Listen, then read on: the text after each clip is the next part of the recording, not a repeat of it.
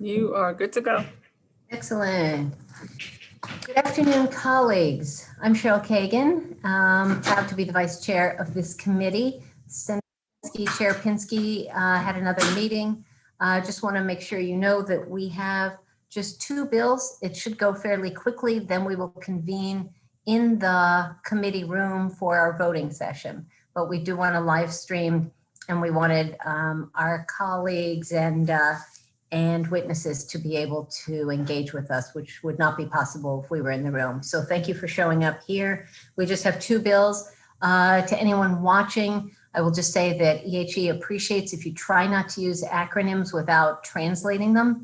We also would appreciate seeing your full name and your face in Zoom so that we know who we're talking to, if you're willing to do that. And at this point, we are expecting most of our hearings to go fairly quickly, and then we are going to be going to a voting session. So we will begin today with Senate Bill 960 by Senator Lee, Highways, Public-Private Partnership, Cultural Preservation.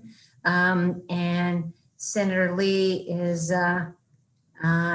the only witness we have on this. And so, Senator. Sponsor only, as I understood from the committee. Thank you, committee members, esteemed committee members. This is SB 960, Public-Private Partnerships, which the acronym for that is the P3s. It's a very complicated subject, as you know, but this legislation is very simple as they come. The bill just provides a democratic process when there's a proposed taking of property through eminent domain for a public purpose with a private incentive. The synopsis explains the whole bill in one sentence as prohibiting the Maryland Department of Transportation from acquiring a right-of-way or exercising eminent domain, and prohibiting a person from acquiring a right-of-way for a highway project that enroaches or adversely affects certain cultural and historical sites and properties unless the General Assembly approves the development of the project by a majority vote in each of the two chambers. Specifically, these include enroachments or adverse effects on a historic African-American cemetery, burial ground, or cultural heritage site, a property listed in or eligible listing in the National Register of Historic Places of the U.S. Interior Department, a property listed in the Maryland Inventory of Historical Properties or properties that have benefited from a state grant within 20 years before the adoption of the P3 agreement, P3 being public-private partnerships. The bill is needed because unforeseen funding mechanisms have been used to bypass the democratic process that exists when state or federal transportation infrastructure funds are provided through the legislative or traditional administrative processes. Why else would Maryland not seek federal funds for the interstate bridge connecting two states around the nation's capital? You answer that yourself. This bill, which is cross-filed with Delegate Sarah Love's SB 1373, it's important to protect cultural heritage around the state. But there is one location that is currently in the crosshairs of the impending P3 project, and it's steamrolling forward towards eminent domain of an important cultural heritage very much in my district. The African-American Morning Star Tabernacle number 88 Cemetery and Hall in Cabin John, Maryland, which is directly in the path of the 4-lane widening of the Capitol Beltway proposed by the I-495 and I-270 managed lanes P3 project. As some of you know, if you've been a follower of history, since the late 1800s, or for actually 7 decades, the Moses Morning Star Cemetery and the Moses Hall and the Gibson Grove AME Zion Church laid at the heart of a very vibrant African-American community of Gibson Grove in the Cabin John area of Montgomery County. In the early 1960s, the construction of the I-495 Capitol Beltway split the community in half, with the cemetery and church being on opposite sides of the highway. In those days of environmental injustice, communities of color were systematically marginalized and given absolutely no voice in the process. Today, the State Highway Administration's plan to widen and add tow lanes will require the removal of many of the graves, which would desecrate an important historic African-American cemetery where leaders and members of the Gibson Grove community are buried, including Emma Jones, the housekeeper to American Red Cross founder Clara Barton, and further perpetuate racial injustice by again building these added toll lanes, added toll roads over the area. There's been huge objections by the local community and the descendants of those buried there. And they've raised their objections to us to this potential desecration of a sacred burial ground that is very, very much a part of their history and their identity. For some of my colleagues who were around in the legislature in 2013, you might remember the debate of the P3 enabling legislation in 2013. Our then Lieutenant Governor Brown said this should be reviewed as a complement, a supplement to whatever revenue enhancements the General Assembly decides on. He also provided that the state estimates that 6 to 10% of the infrastructure needs could be financed through P3s.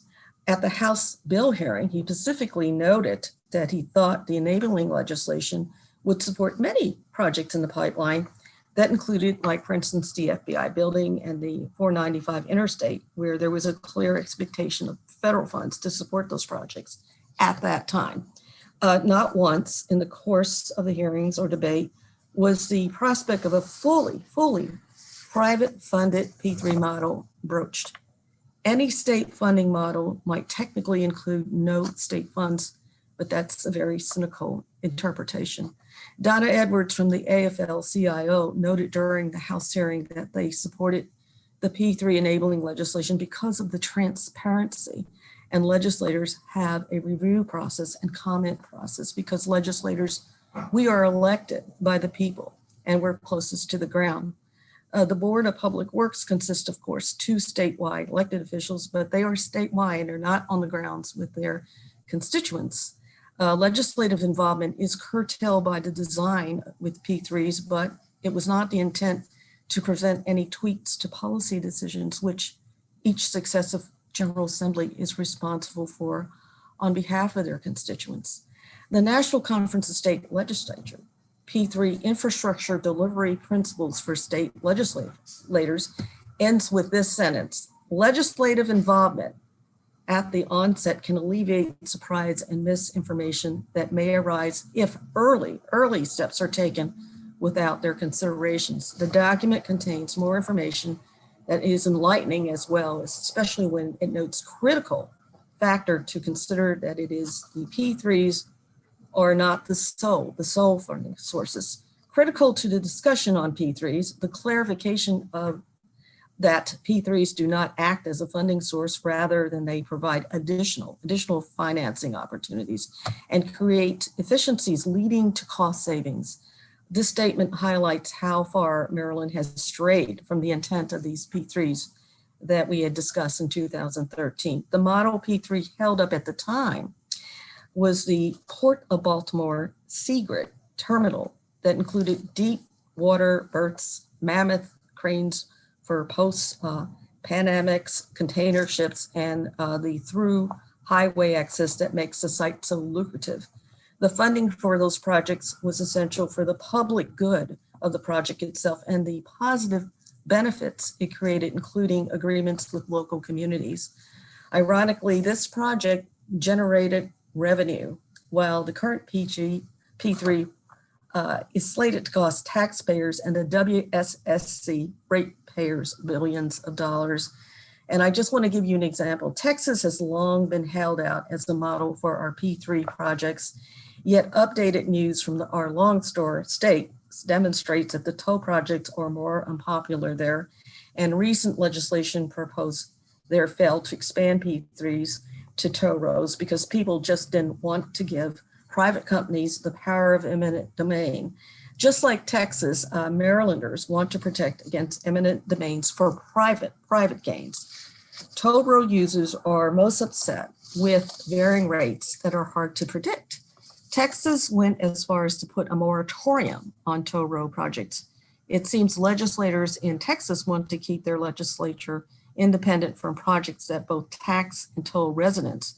And we should learn from some of these failures of others. The bill finally aligns perfectly with the agenda of our state president Ferguson and Speaker Jones this session to begin to redress past racial injustices in Maryland and advance the cause of environmental justice in the planning of major state infrastructure projects.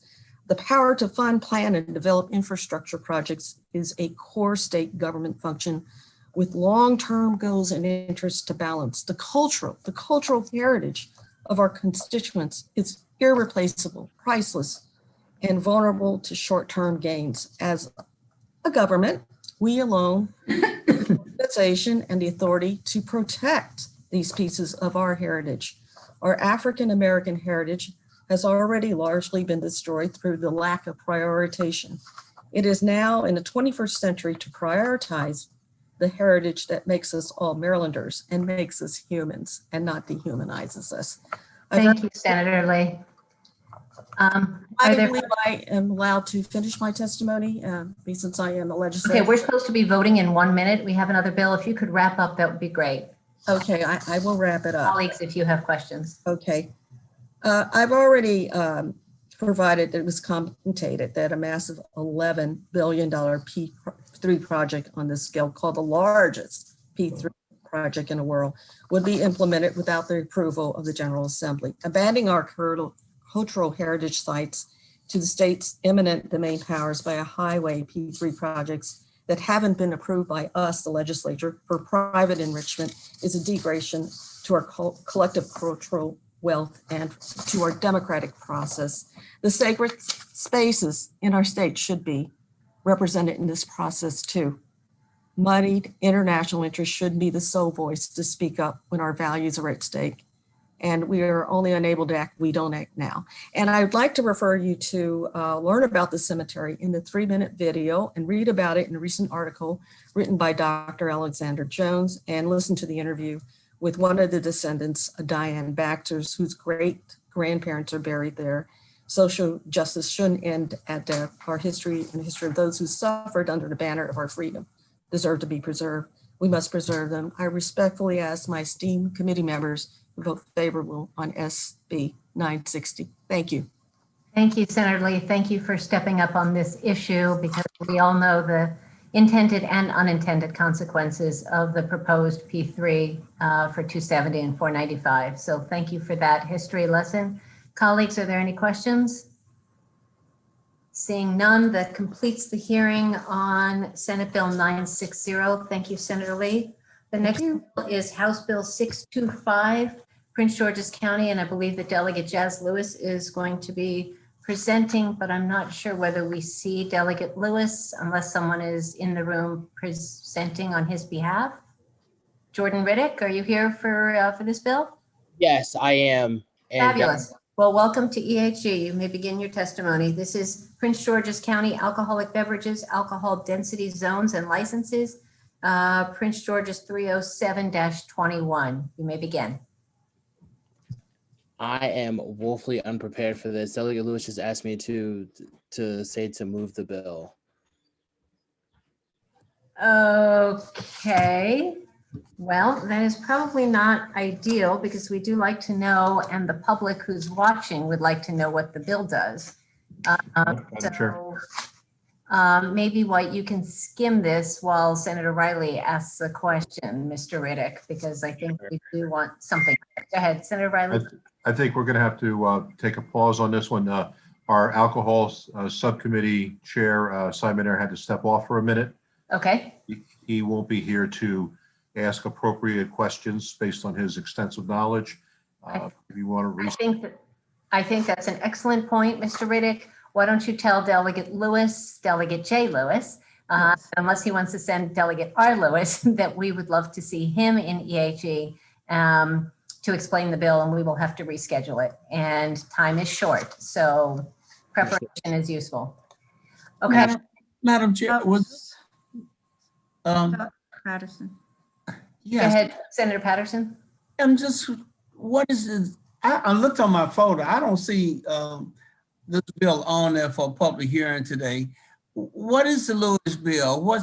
I mean, So I think we can hold the hearing, tomorrow or something, and it's a it's little. getting very, very late, Madam Chair. And I understand that, but we do need testimony. We do need to do it publicly. well, we've had other senators speak Senator- on behalf of local candidates' bills. If this was a local bill, I certainly would be able to. Okay, Senator Patterson, if you have the testimony and you'd like to present it in lieu of Delegate Lewis. That was preface my first question. I didn't see it on my agenda, so I don't know the number of the bill. Apparently, you guys got information that I don't have. I'm afraid that I was handed 2 folders, Senator Patterson, and I'm just pinching. So Senator Kagan and Senator Patterson, this bill has been on the schedule for a week now. These 2 bills, they were on the hearing schedule for a week.